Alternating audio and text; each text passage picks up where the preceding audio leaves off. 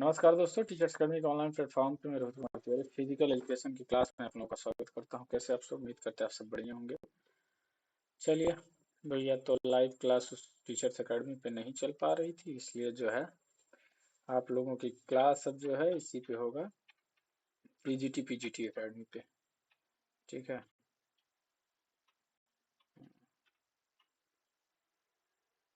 तो सभी लोग जुड़ जाएं, फिर अपने क्लास की शुरुआत करते हैं। लोकेश हुआ नहीं क्या यार? चलो, ठीक है, चलिए तो बात करते हैं, हम अपने क्लास की शुरुआत करते हैं। तो जल्दी सभी लोग आ जाएं। तो चंद्रमणि जी, एक बार ये चैनल नया है इसलिए हम चाहते हैं कि इसकी वीडियो को हम शेयर कर देते हैं, कि वीडियो को हम शेयर कर दें जिससे सारे लोग जुड़ जाएं। ठीक है ना, क्योंकि वहां पाएंगे नहीं लोग।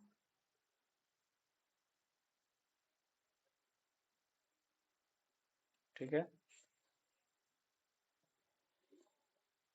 चलिए अब बात करते हैं हम अपने क्लास की। तो यहाँ पे करते हैं शुरुआत। Pandey ji, good evening. चलिए, अब कुछ दिन क्लास आपकी यहीं पे चलेगी, क्योंकि उस चैनल पे कुछ समस्या आ गई जिसकी वजह से यह वो क्लास लाइव नहीं चल पा रही। तो चलिए हम बात करें केवीएस और आपका जो यूपी टीजीटी का जो एग्जाम लगा हुआ है उसको ध्यान में रखते हुए। तो हमारा पहला क्वेश्चन है, हमारा पहला क्वेश्चन क्या कहता है आप देख लीजिए। तो हमारा पहला क्वेश्चन जो है वो यह कह रहा है कि स्पोर्ट में आर्गोजेनिक एड्स में मदद करता है शक्ति और सहनशीलता को बढ़ाने में, एकाग्रता बढ़ाने में, दर्द बढ़ाने में, थकान को शीघ्र शुरुआत करने में। एक और दो सही है, दो और तीन सही है, एक और चार सही है, तीन और चार सही है। क्या सही होगा उसकी बात कर रहा है, तो बताइए हमको जल्दी से।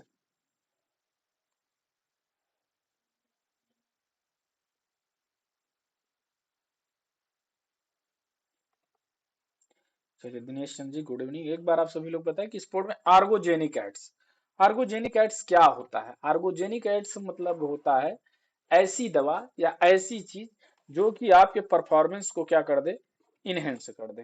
ठीक, आपके परफॉर्मेंस को क्या कर दे, जो कि आपके परफॉर्मेंस को इनहेंस कर दे। आवाज नहीं आ रही है क्या? देख लेते हैं आवाज आ रही कि नहीं। ऐसी दवा आ रही है, चलिए ठीक है। तो देखिए, अब अगर यहाँ हम बात करें आर्गोजेनिक एड्स में, तो जो चीज की आप क्या करता है, आपका परफॉर्मेंस को इनहेंस कर देता है। तो शक्ति और सहनशीलता को बढ़ाता है, एकाग्रता को बढ़ाता है, दर्द बढ़ाता है नहीं, थकान को शीघ्र शुरुआत करता है नहीं। तो एक और दो हो जाएगा, आंसर क्या हो जाएगा? आंसर नंबर एक और दो हो जाएगा। ठीक है, तो इसको कहते हैं ऑर्गोजेनिक एड्स। दूसरा क्वेश्चन कह रहा, अर्जुन पुरस्कार प्राप्त करने वाली प्रथम महिला खिलाड़ी कौन है? अर्जुन पुरस्कार प्राप्त करने वाली प्रथम महिला खिलाड़ी कौन है?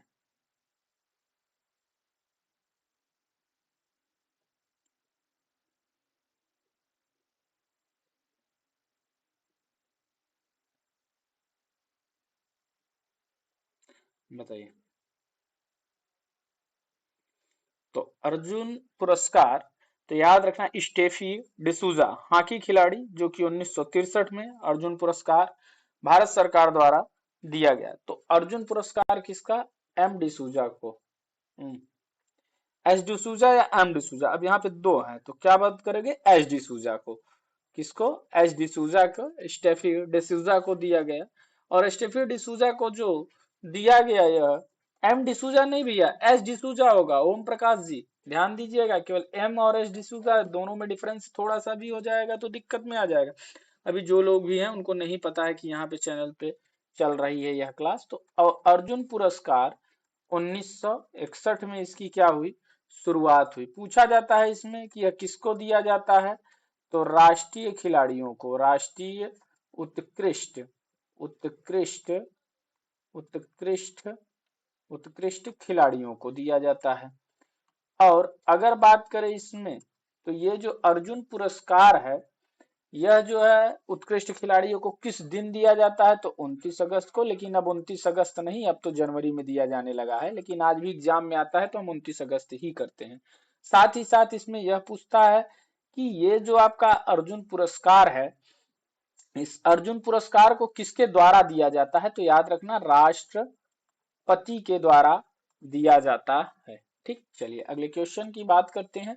एर्गोग्राफ को मापता है मांसपेशी ताकत को, मांसपेशी सहनशीलता को, मांसपेशियों की लंबाई को, या मांसपेशियों की आकार को।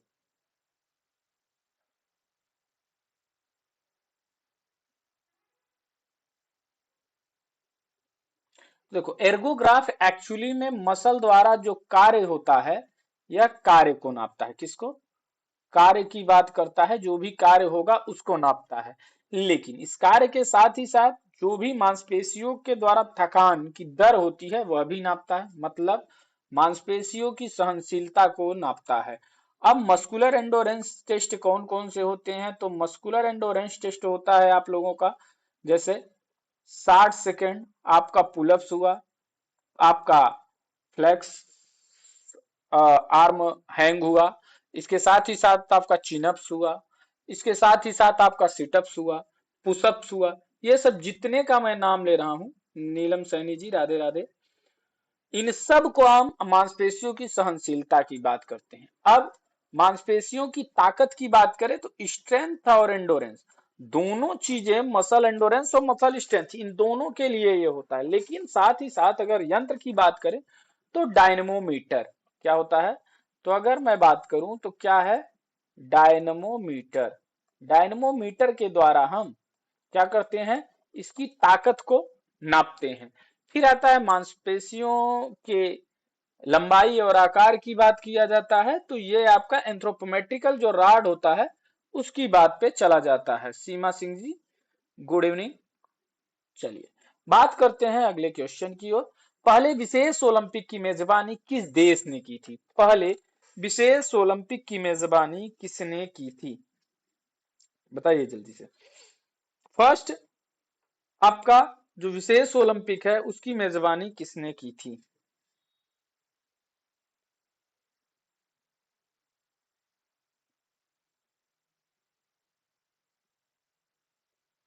देखिए, अब अगर मैं बात करूं कि विशेष ओलंपिक किसके लिए होता है, तो देखो, जो ऐसे बच्चे जो बौद्धिक रूप से विकलांग है, देखिए एक होता है पैरा ओलंपिक, दूसरा होता है विशेष ओलंपिक। तो विशेष ओलंपिक जो है आपकी ऐसे लोगों के लिए है जो कि आपका मानसिक रूप से, जो कि हम कह सकते हैं दिव्यांग होते हैं, जिनका बौद्धिक स्तर कम होता है, ऐसे बच्चों के लिए होता है। या तो अगर मैं बात करूं तो इसकी स्थापना जो है 1968 में हुई थी। किसके द्वारा? यूनिस कैनेडी के द्वारा। किसके द्वारा? यूनिस कैनेडी, कैनेडी साइबर के द्वारा हुई थी, साइबर के द्वारा हुई थी। यह 190 से अधिक देशों की बात यहाँ पे होती है। यहाँ पे अगर मैं बात करूं तो स्पेशल ओलंपिक भारत जो बना, यह कब बना, तो 2001 में। याद रखिएगा, विशेष ओलंपिक और विशेष ओलंपिक भारत भी है। तो विशेष ओलंपिक भारत की जब बात आती है तो वह आपकी कहां पे, तो वह जो है 2001 में। ठीक है। अगर मैं बात करूं कि अंतरराष्ट्रीय विशेष ओलंपिक खेल कब, तो 20 जुलाई 1968 को। कहां पे? शिकागो में। और यह शिकागो कहां है, याद रखना मेरे भाई, अमेरिका के अंदर है। कहां पे? अमेरिका के अंदर। किसके द्वारा? यूनिस कैनेडी सैवर के द्वारा। याद रखिएगा, एक राष्ट्रपति थे, उनकी यह बहन थी। ठीक है, अमेरिका के। चलिए आगे बात करते हैं। कार्डियोवैस्कुलर दक्षता निर्धारित करने के परीक्षण का नाम बताइए। Harvard step test, Cooper's test, Margaria step test, या बेंच टेस्ट, बताइए क्या होगा। राधे राधे किस मस्ती जोन। बात करते हैं हम कार्डियोवैस्कुलर। थोड़ा सा इस बीच क्लास नहीं ले पा रहे थे किसी कारण से, लेकिन अब ये क्लास आपकी डेली होगी। डेली जो टाइम पे होती थी उसी टाइम पे होगा। ठीक है, चलिए पूजा कुमारी जी गुड इवनिंग, राधे राधे। अब ये क्लास डेली होगी आपकी। कार्डियोवैस्कुलर दक्षता निर्धारित करने के परीक्षण का नाम बताइए। तो देखिए, अगर आप बात करेंगे यहाँ कार्डियोवैस्कुलर एंडोरेंस की, तो देखिए कूपर टेस्ट होता है, केनेथ एच कूपर, जिन्होंने की 12 मिनट क्या है पैदल चाल, और इन्होंने ही 12 मिनट साइकिलिंग और 12 मिनट स्विमिंग की भी बात कही है। ठीक, इसके अलावा हार्वर्ड स्टेप टेस्ट है, हार्वर्ड स्टेप टेस्ट है। Harvard step test Lucien Brouha 1943, ठीक है। उसी प्रकार से मार्गारिया स्टेप टेस्ट है, आपका बेंच टेस्ट है। तो यहां क्या कह रहा है, निर्धारित करने के लिए नहीं होता है, लेकिन याद रखिएगा Harvard step test, Maria step test और बेंच टेस्ट, इन तीनों की बात करें तो ये तीनों आपके कार्डियोवैस्कुलर दक्षता की बात करते हैं, ठीक है।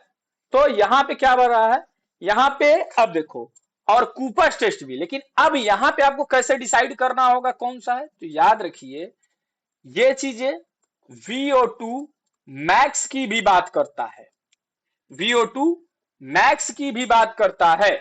तो coopers test, Margaria step test और आपका ये जो बेंच टेस्ट है, यह आपकी किसकी बात करता है, यह आपका यह तीनों आपके ये तीनों जो है VO2 मैक्स की बात करते हैं, याद रखिएगा। लेकिन ये केवल और केवल कार्डियोवैस्कुलर एंडोरेंस की बात करता है, कार्डियोवैस्कुलर एंडोरेंस की बात करता है, इसलिए इसका आंसर हार्वर्ड स्टेप टेस्ट होगा।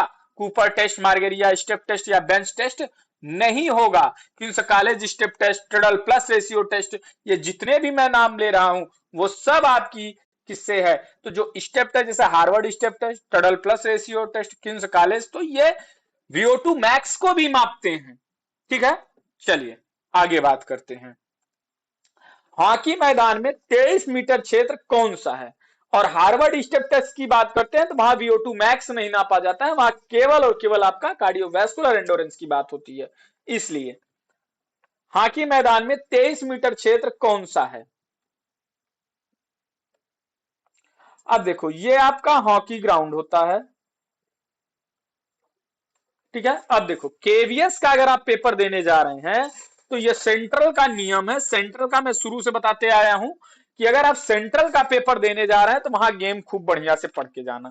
ये पहले भी अभी मैं ये मारस में प्रैक्टिस नहीं करा पाया, बाद में मुझे पेपर देखा, मुझे पश्चाताप हुआ थोड़ा सा आप लोगों का, और न तो मैं आके लाइव आके बता सका कि आप किन किन टॉपिक्स को पढ़ लो, इसका मुझे भी अफसोस है। लेकिन अगर आप लोगों को थोड़ा सा मैं हिंट दे दिया होता तो वो ज्यादा बेटर था। लेकिन याद रखिए क्योंकि उसमें सिर्फ और सिर्फ आपका गेम पूछा जाता है इन सब में, तो याद रखिएगा यहाँ पे ये जो होता है ये आपकी सेंटर लाइन होती है, सेंट्रल लाइन के बाद में ये आपकी होती है 23 मीटर लाइन, और ये जो 23 मीटर क्षेत्र होता है यह एक्चुअली में कितना होता है, यह होता है यहां से यहां तक 22.90 मीटर इंटू 55 मीटर होती है, याद रखना आंसर नंबर ए। अब इसी के अंदर क्या होता है आपका, इसी के अंदर आपका शूटिंग सर्कल होता है, इसी के अंदर आपका ये होता है आपका, अब देखो अगर मैं आपके पोल की बात करूं, किसकी बात करूं, तो यहां सबसे पहले अगर आप पोल बनाते हैं, कभी भी किसी भी ग्राउंड को बनाओ तो पहले पोल जरूर बना लो, ठीक है। हॉकी ग्राउंड की लंबाई चौड़ाई कितनी होती है, तो याद रखना 91.40 मीटर इंटू 55 मीटर, यार्ड में 100 गज और 60 गज हो जाता है, याद रखना। लाइन की मोटाई कितनी होती है, तो 7.5 सेंटीमीटर या 3 इंच होती है, याद रखिएगा। अब इसमें क्या होता है, इसमें होता है आपका, अगर अगर मैं पोल की बात करूं या जो आपका कहते हैं उसको जो गोल पोस्ट है, ठीक, गोल पोस्ट, तो वहां पे गोल पोस्ट की बात करें तो उसकी लंबाई होती है 4 मीटर, और चौड़ाई होती है 7 मीटर, और साथ ही साथ इसमें जो आपका जो ब्लैक बोर्ड होता है वह होता है 18, ठीक है। तो 18 इंच का होता है ब्लैक बोर्ड। तो ये चीज आपको याद रखना होगा। शूटिंग सर्कल की अगर मैं बात करूं तो शूटिंग सर्कल आपका होता है ये आपका होता है 14.63 मीटर, या इसी को बोलते हैं 16 यार्ड। और साथ ही साथ यहां से 5 यार्ड बढ़ा दो, 5 यार्ड बढ़ा दो, तो आपका जो डॉटेड लाइन आता है वह हो जाएगा, ठीक है। तो यह आप क्या करोगे, याद रखोगे। तो 16 और 5 कितना हो जाएगा, 21 यार्ड पर ये आपका स्ट्रेटिंग लाइन हो जाएगी। अब इसके साथ ही साथ मीटर में अगर देखोगे तो यह मीटर में आपका होता है 14, और 5 उधर जोड़ दोगे तो 19.63 का हो जाता है। याद रखने वाली बात है। चलिए अगले क्वेश्चन की ओर चलते हैं, ज्यादा नहीं बताएंगे। फुटबॉल मैदान का गोल क्षेत्र होता है, किसकी बात कर रहा है, फुटबॉल का, कि फुटबॉल मैदान का गोल क्षेत्र कितना होता है। अब देखो, फुटबॉल मैदान की लंबाई और चौड़ाई अभी पूछा था एग्जाम में, किसमें, एमआरएस में, तो उसको आपको पता होना चाहिए। फुटबॉल जो होता है वो 90 से 120 मीटर का होता है, और फुटबॉल की चौड़ाई 45 से 90 मीटर का होता है। नॉर्मली ये होता है, लेकिन अगर वैसे देखोगे तो थोड़ा सा बदला हुआ होता है। लेकिन अब यहां पे लाइन की मोटाई 5 सेंटीमीटर 5 इंच होगी, वहां पे 3 इंच, यहाँ पे 5 इंच होगी, सेंटीमीटर नहीं, और 12.5 सेंटीमीटर होती है। सेंटर सर्कल का रेडियस जो होता है, ये सेंटर सर्कल का रेडियस जो है, यह रेडियस होगा आपका 9.15 मीटर होता है। आपका जो गोल क्षेत्र होता है वह गोल क्षेत्र आपका कितना होता है, तो याद रखिएगा 20 × 6 यार्ड। कितना होता है, 20 × 6 यार्ड होता है। अब इसको कैसे निकालोगे, फिर मैंने बताया, पहले गोल पोस्ट ले लेंगे। गोल पोस्ट कैसे लेंगे, 8 फीट और 8 यार्ड होता है ना, तो 8 यार्ड यहाँ पे एक सेंटर लाइन लेंगे, इसका सेंटर लाइन से 4 यार्ड इधर जाएंगे, 4 यार्ड इधर चले जाएंगे, 8 यार्ड आपका हो गया, ठीक। ये 8 यार्ड हुआ, और ऊपर कितना जाना है, 8 फीट, और 8 फीट हम चले जाएंगे। अब यहीं से आपका कितना है, यहां से आपका जो आपकी फुटबॉल में जो आपका गोल लाइन है, गोल क्षेत्र या गोल एरिया जिसको हम बोलते हैं, वह कितना होता है, तो 4 इधर है, यहां सेंटर लाइन से 4 इधर हुआ, और 4 के बाद में कितना, तो 5 इधर आपको आना है, ठीक है, और 20 इधर। तो देखो ये कितना हुआ, ये 4 हुआ, ठीक, अब 20 है, तो यहां से 4, 6 इधर चले जाओ, 6 इधर चले जाओ, तो 10 हो गया, यहां से यहां तक 10, 10, 20 हो गया, 5 अंदर चले जाओ, बस ये बन गया। इसी प्रकार से आप 20 × 6 यार्ड हो गया ना, इसी प्रकार से आगे जाओगे तो यहां से आगे ले लोगे, तो ये आपका पेनाल्टी एरिया हो जाएगा। पेनाल्टी एरिया कितना होता है, 44 × 18 का होता है, क्योंकि अगर इधर देखोगे तो 10 ही आगे बढ़ा दोगे तो 20 तो यही हो गया, 20 से आगे ले जाओगे। तो अगर मीटर में पूछ लेगा तो कितना हो जाएगा, 18.32 इंटू 5 मीटर, और 40.32 इंटू 16.5 मीटर। पेनाल्टी स्पॉट कितनी दूरी पर होता है, 12 यार्ड की दूरी पर, या मीटर में पूछेगा तो 11 मीटर पे होता है। पेनाल्टी आर्क का रेडियस कितना होता है, 10 यार्ड का रेडियस होता है। कार्नर जो होगा वही जिसको हम बोलेंगे तो वो 1 यार्ड का होता है। पेनाल्टी आर्क स्पॉट से 10 यार्ड रेडियस पे, ठीक। कॉर्नर जो होगा 0.914 मीटर का होगा, यहीं पे जो लास्ट में जो आएगा उस पे इस तरीके से जो बना होता है उसी को बोलते हैं पेनाल्टी आर्क, ठीक है। तो ये याद रखोगे आप। तो क्या हो जाएगा, 6 × 20 का हो जाएगा गोल एरिया। गोल एरिया कितना हो जाएगा, 6 × 20 या 20 × 6 हो जाएगा। चलिए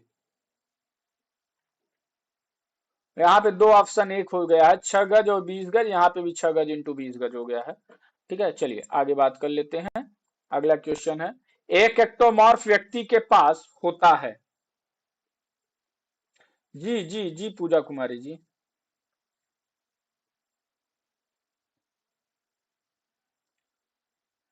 डोरेमन कुमार जी, भैया आगे वाला सवाल, अच्छा भैया आगे वाला सवाल हो जाएगा।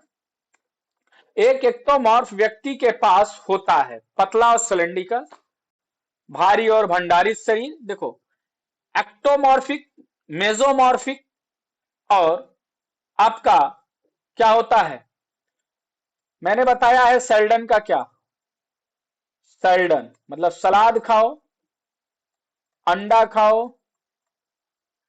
मांस खाओ, एक्टिव रहो।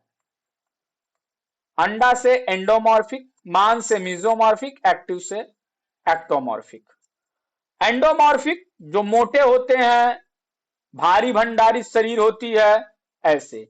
जो मांसपेशी और एथलेटिक फ्रेम के होते हैं वह आपके मीजोमॉर्फिक होते हैं, जिनकी शरीर की सुंदर छवि होती है। लेकिन एक्टोमॉर्फिक जो कि पतला और सिलेंड्रिकल फ्रेम के होते हैं वह हो जाते हैं आपके, याद रखना है।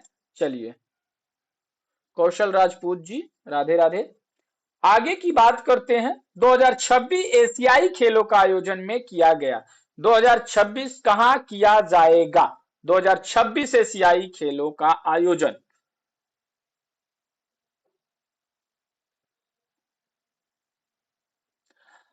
तो अब देखो, 2026 पूछने की संभावना इसलिए है, केवीएस में ना हो लेकिन यूपी टीजीटी में जरूर है, क्योंकि यूपी टीजीटी का नियम है कि वह पूछता जरूर है आसपास जो भी घटनाएं घटित हुई रहती हैं। तो अगर यहां मैं बात करूं आप लोगों से, तो 2026 का जो होगा वह आपका जापान में होगा। कहां पे होगा? जापान में होगा, न कि सिंगापुर में होगा। ना इनका सीधे दनादन सी, सी कहां से होगा? सिंगापुर में नहीं होगा मेरे भैया, जापान में होगा। ठीक है। और 2022 का कहां हुआ था? हांगझो, हांगझो चीन में हुआ था। ठीक है ना? तो याद रखना है आप लोगों को।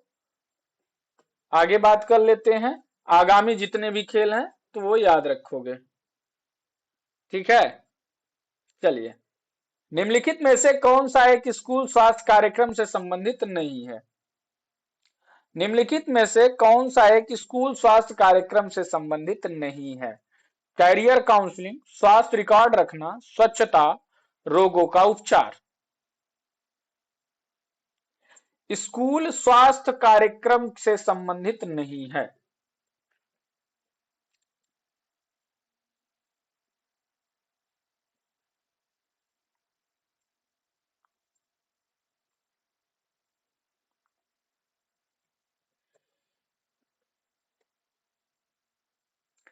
चलिए, तो याद रखिएगा, कैरियर काउंसलिंग, कैरियर काउंसलिंग जो है यह आपके स्कूल के स्वास्थ्य कार्यक्रम के अंतर्गत नहीं आता है।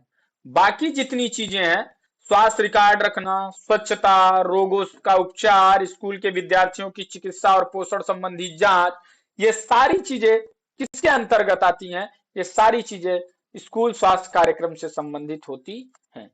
11 नंबर क्वेश्चन क्या कह रहा है कि निम्न में से किस परीक्षण का उपयोग मांसपेशियों की सहन शक्ति को मापने के लिए नहीं किया जाता? Sit up, flexed arm hang, 12 minute दौड़ एवं चाल, दूर तक चलना।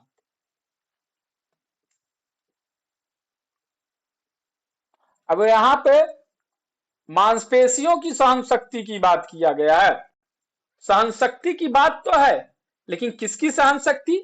मांसपेशियों की सहन शक्ति की बात कर रहा है कि मस्कुलर एंडोरेंस की बात कौन करेगा? अभी थोड़ी देर पहले मैंने बताया आपको।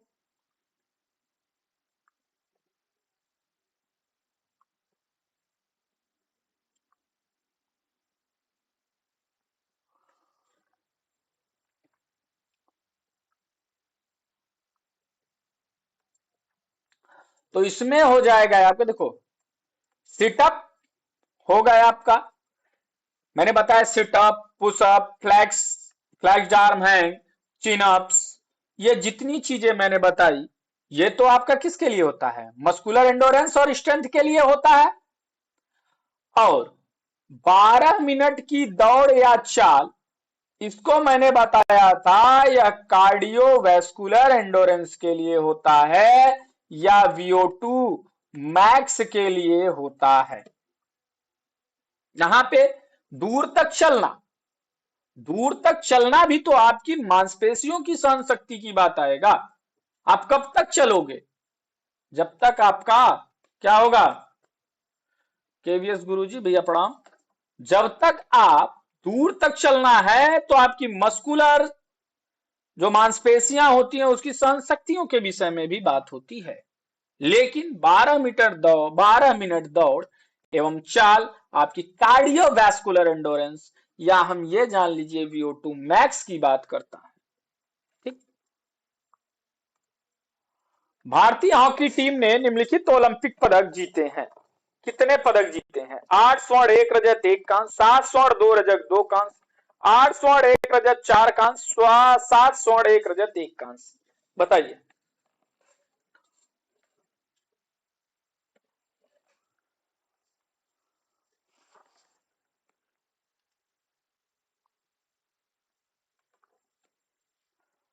तो अगर मैं बात करूं आप लोगों से तो कितना हो जाएगा?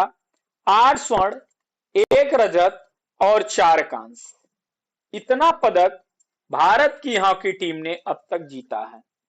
8 स्वर्ण 1 रजत 4 कांस्य पदक इन्होंने जीता है।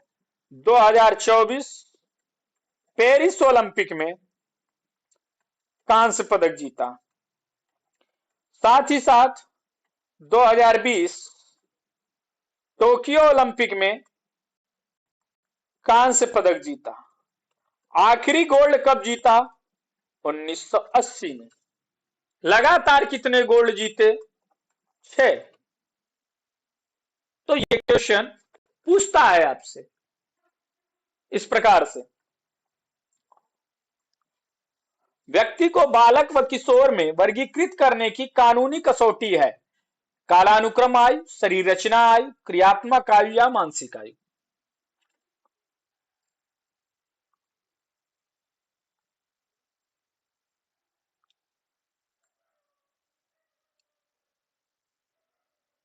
व्यक्ति को बालक व किशोर में वर्गीकृत करने की कानूनी कसौटी क्या है? देखो, ये चैप्टर आपके यूपी टीजीटी में स्पष्ट रूप से लिख के दिया हुआ है। जो भी आप करोगे सिलेबस के अकॉर्डिंग करोगे तभी आपका एग्जाम क्लियर होगा। देखिए, पढ़ना क्या है छोड़ना क्या है, मेनली ये होता है आपका। अगर आप तैयारी कर रहे हो तो आपको ये जरूर पता होना चाहिए क्या पढ़ना है और क्या छोड़ना है। अगर आपको यही नहीं पता रहेगा तो आप समस्या में आ जाओगे।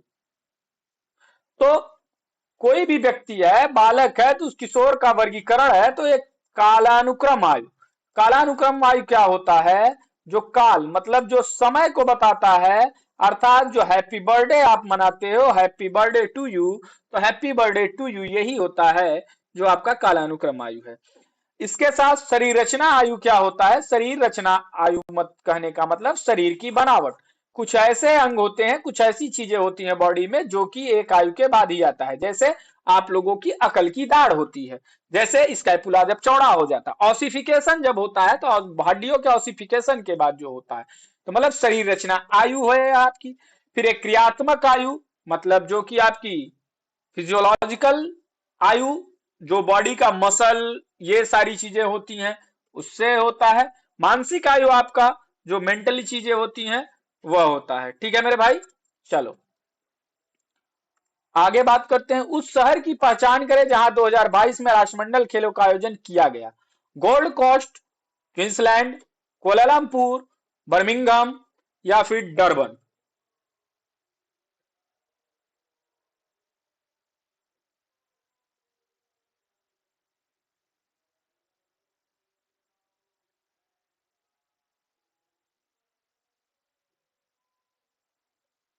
आयोजन किया गया 2022 में।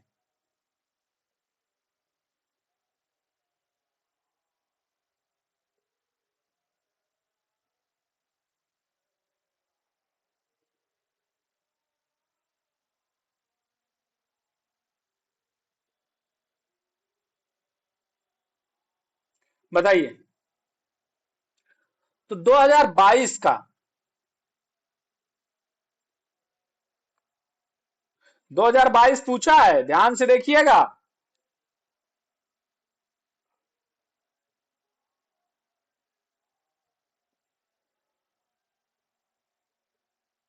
तो याद रखिएगा बर्मिंघम में हुआ था। कोलालमपुर गोल्ड कॉस्ट और ये सब नहीं हुआ था। ठीक है ना, यही सब क्वेश्चन गलत होंगे आपके, और ऐसे क्वेश्चन आते हैं। ठीक है, याद रखना। जो कि आपका 22वां था 2022 में, 22वां याद रखना। इंग्लैंड के बर्मिंघम शहर में आयोजित हुआ था, जिसका मोटो था गेम फॉर एवरीवन। इसके साथ ही साथ मस्कट क्या था? पेरी था। क्या था? पेरी था। पेरी द बुल जिसको बोलते हैं। भारत को इसमें कुल 61 पदक आए थे, जिसमें 22 स्वर्ण आया था, 16 रजत आए थे। और यह क्वेश्चन कई बार पूछा गया है, कई एग्जामों में पूछा गया है। 2022 के बाद जितने एग्जाम हुए कम से कम 2-3 जगह पे यह पूछा गया है। और 23 कांस, उसमें यही पूछ लिया गया है कितने स्वर्ण दिए गए या टोटल कितने मेडल पाया गया है। ठीक है। 2018 का कहा हुआ था? 2018 का हुआ था गोल्ड कॉस्ट में। 2018। 2026 का कहाँ होगा? 2026 का तो याद रखना ग्लासगो में। ग्लासगो स्कॉटलैंड में आयोजित किया जाएगा। ठीक है। 2030 का कहाँ होगा? 2030 का आपसे पूछा जा सकता है। क्यों? अब बोलेंगे सर क्यों पूछा जा सकता है? क्योंकि इसका आयोजन भारत के गुजरात में नरेंद्र मोदी स्टेडियम में होने की संभावना प्रबल है, इस वजह से। तो ऐसे क्वेश्चन करें जिनकी आने की संभावना हो। शारीरिक शिक्षा में व्यवसायिक नैतिकता शामिल करती है। शारीरिक कुशलता, निष्पक्षता, नैतिक मूल्य या भावनात्मक स्थिरता।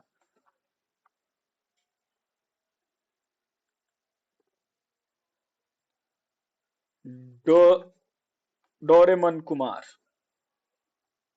भैया, हैप्पी बर्थडे आपको। बहुत बहुत ईश्वर करे आपकी उम्र बहुत लंबी हो, इतनी लंबी हो, इतनी लंबी हो, इतनी लंबी हो कि लंबी ये हो जाए। चलिए आगे बात करते हैं। अगर सच में आपका बर्थडे है तो आपको जन्मदिन की ढेर सारी बधाइयां। शारीरिक शिक्षा में व्यवसायिक, किसकी बात कर रहा है? व्यवसायिक नैतिकता शामिल करती है। व्यवसायिक नैतिकता किसको शामिल करती है? तो याद रखना, व्यवसायिक नैतिकता है आपकी भावनात्मक स्थिरता को, या फिर निष्पक्षता को, या शारीरिक कुशलता को, या नैतिक मूल्य को। तो जायज सी बात है वह मोरल वैल्यू की बात करेगा, मतलब आंसर नंबर सी हो जाएगा। ठीक। नैतिक की बात है तो नैतिकता ही तो आएगी।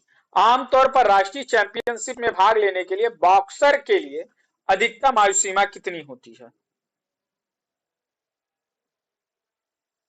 बताइए।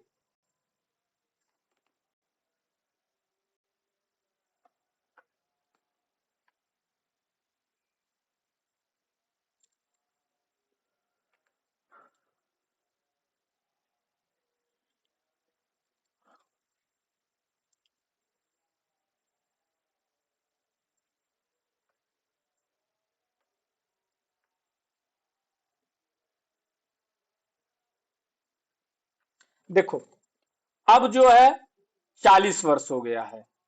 अब कितने वर्ष हो गया है? 40 वर्ष। लेकिन अभी भी ज्यादातर एग्जामों में यह क्वेश्चन पूछा जाता है। तो अगर उस एग्जाम के अनुसार बात करेंगे तो 38 साल। लेकिन अब अगर पूछेगा तो 40 वर्ष हो गया है। अब इसको बढ़ा दिया गया है। ठीक है मेरे भाई, अब इसको क्या कर दिया गया है? बढ़ा दिया गया है। अब 40 वर्ष, तो इसका आंसर याद रखना 40 वर्ष। ठीक है। लेकिन आयोग ने इसका आंसर क्या माना था? 37 साल। मैं सारी चीजें इसीलिए कंफर्म करा दे रहा हूं। ठीक है। लेकिन अगर नॉर्मली आप देखोगे कोई भी इंटरनेशनल या नेशनल अगर प्रतियोगिता हो रही है तो उसमें अधिकतम आयु सीमा 40 वर्ष की होती है। तो राष्ट्रीय चैंपियनशिप में भी और उसमें भी 40 वर्ष होती है। ठीक है ना। आधिकारिक आयु सीमा 19 वर्ष से, 19 से 40 या 19 से 38। ठीक है। तो याद रखना। ठीक है ना। चलिए अब बढ़ा दिया गया है। मैकडोनाल्ड्स फुटबॉल परीक्षण में शामिल है। देखिए, ये टेस्ट मेजरमेंट बहुत ज्यादा जरूरी है, ठीक है। ये आपके एग्जाम में जरूर पूछा जाता है, तो इनको आप याद रखोगे कि मैकडोनाल्ड साकर टेस्ट जो है, इसमें हम क्या देखते हैं, मैकडोनाल्ड साकर टेस्ट। तो मैकडोनाल्ड फुटबॉल परीक्षण में क्या क्या है, बैकबोर्ड पर फुटबॉल को जमीन पर गिरे बिना मारना होता है, याद रखिएगा, ठीक है ना। बैकबोर्ड पर फुटबॉल को जमीन पर गिरे बिना मारना, ठीक, फुटबॉल को जमीन पर गिरे बिना मारना। और दूसरे के लिए फुटबॉल को किक भी मारना नहीं, दूसरे के लिए फुटबॉल को किक नहीं मारा जाता है, क्योंकि इस प्रकार से बनाया जाता है और इसी पे किक मारा जाता है, जमीन पर गिरे बिना, ठीक है। तो वहां पे दूसरा कोई होता ही नहीं है। और दूरी के लिए फुटबॉल को किक मारना और गति के लिए ड्रिबल मारना नहीं भैया, केवल आपकी बात हो जाएगी ए पे। चलिए अगले क्वेश्चन की बात करते हैं। सूची फर्स्ट को सेकंड से मिलान करना है। यहाँ पे टीचिंग मेथड की बात किया है कि आप किस चीज को कैसे सिखाओगे, उसकी बात कर रहा है। जैसे भाला फेंक, इनस्टेप किक, मार्चिंग, कच्चा शिक्षण, प्रदर्शन विधि, अनुक्रमिक भाग विधि, मौखिक विधि, पूरे भाग पूरी विधि। बताइए क्या होगा। तो देखिए मैं मिला दूंगा, बाकी आप कर लीजिएगा। जैसे भाला फेंक, तो भाला को जब हम फेंकते हैं तो वो भाला अगर सिखाना हो तो हमको चरण स्टेप बाय स्टेप सिखाते हैं। मतलब क्या करेंगे हम, इसको जो है अनुक्रमिक भाग है, एक के बाद एक, मतलब कि एक एक स्टेप को हम इसमें सिखाते हैं। इन स्टेप की बात है तो यह पूरे भाग पूरी विधि, मतलब जो स्टेप किक है तो कैसे है, तो एक बार में हम इसको सिखाते हैं। मार्चिंग की बात है तो मार्चिंग हम क्या करते हैं, या प्रदर्शन, कोई भी मार्च होता है तो उसको हम कैसे है, उसको पहले प्रदर्शन विधि से दिखाते हैं, प्रदर्शन विधि से करते हैं। फिर कक्षा शिक्षण की बात है तो कक्षा शिक्षण आप कैसे करते हो, मौखिक विधि, जाहिर सी बात है। तो इसको आप मिला लेना, जो भी होगा आंसर इसमें ढूंढ लेना। चलो, निम्नलिखित में से कौन सा इवेंट हेप्टाथेलॉन में शामिल नहीं है। किसकी बात कर रहा है, हेप्टाथेलॉन की। ठीक है, डेकाथेलॉन और हेप्टाथेलॉन दो चीजें हैं। डेकाथेलॉन में 10 इवेंट, हेप्टाथेलॉन में आपका 7 इवेंट। हेप्टा 7 इवेंट, जो कि किसके लिए होता है, महिलाओं के लिए। डेकाथेलॉन पुरुषों के लिए होता है। तो इसमें अगर हम बात करें तो निम्नलिखित में से कौन सा इवेंट हेप्टाथेलॉन में शामिल नहीं है। तो देखिए,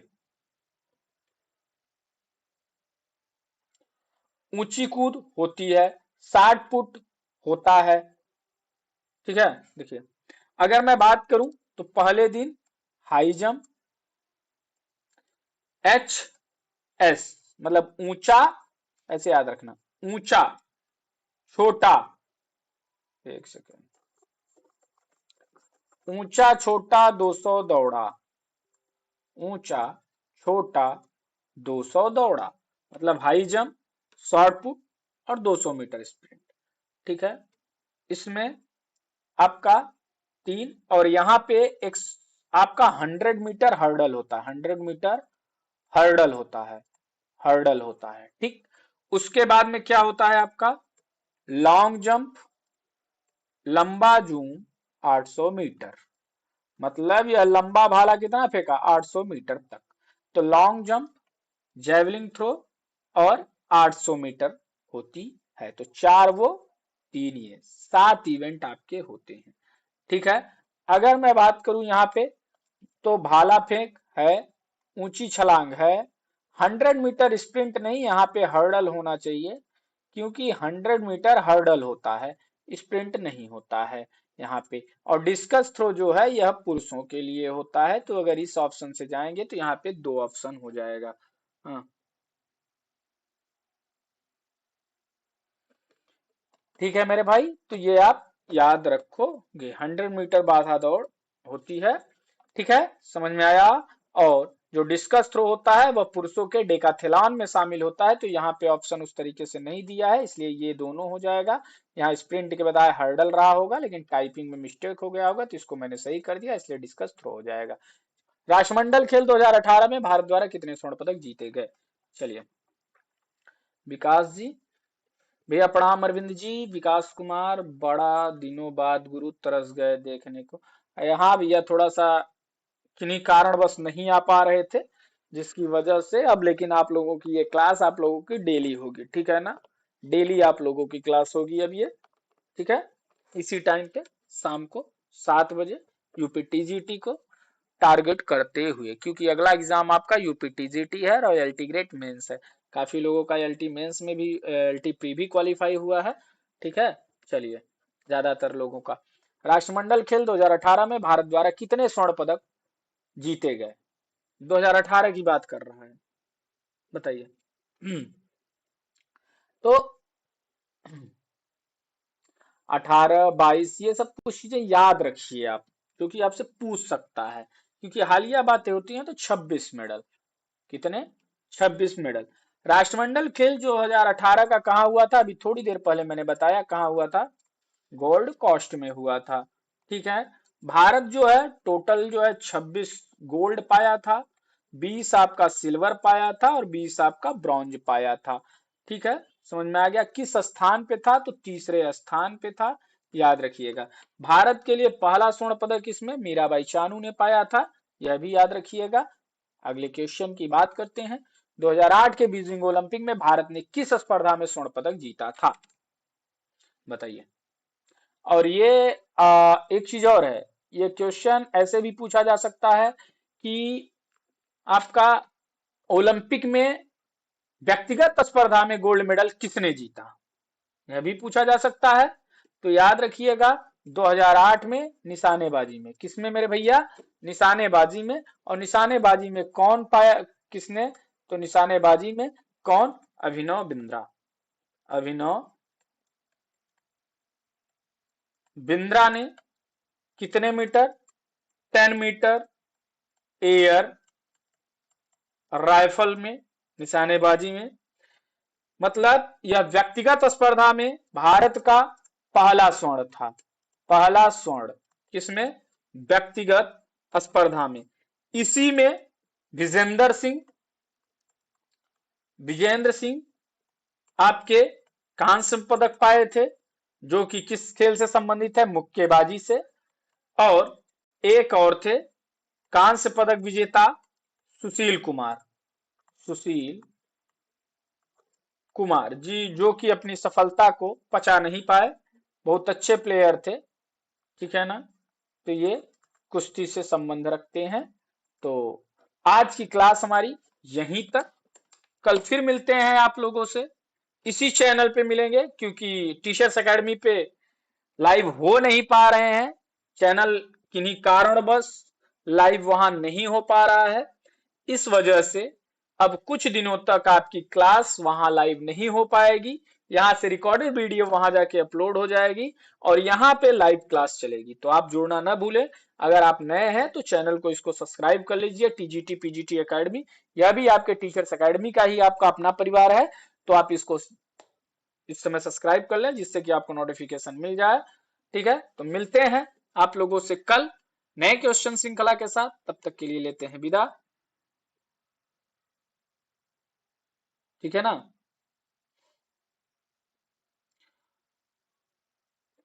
ऐसा नहीं है विकास कुमार जी, अब दर्शन की क्या बात, दर्शन तो अब भी नहीं हुए, हम तो अब भी नहीं दिख रहे हैं, ठीक है ना। तो मिलते हैं अगली क्लास में, तब तक के लिए विदा लेते हैं। जय हिंद, जय भारत, खुश रहिए, स्वस्थ रहिए, मस्त रहिए, तैयारी करते रहिए। जय हिंद।